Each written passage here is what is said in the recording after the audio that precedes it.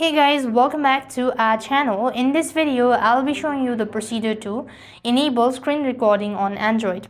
To enable screen recording on Android, you need to follow these steps.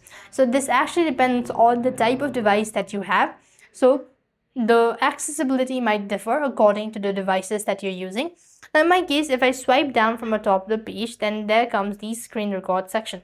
If I tap on it and then I have to select whether I want to record this screen or just a particular screen, and then select microphone or maybe both, and if you want to show the touch and tabs, you could tap on it and then click on record screen. Now as you could see at the top, there is a timer. It's gonna be recording.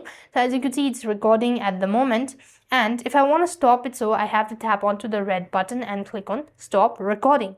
Now to access the recording, I need to go to the Photos app or the gallery, and when I go to the collections section here, I can find the screen record, and this way you'll be able to find the screen record. However, if you're unable to find the screen record option in a particular device, then it means there is an incompatibility issue might be, or you have not enabled in the settings. So you could also go to the settings and enable this hidden feature on your Android device.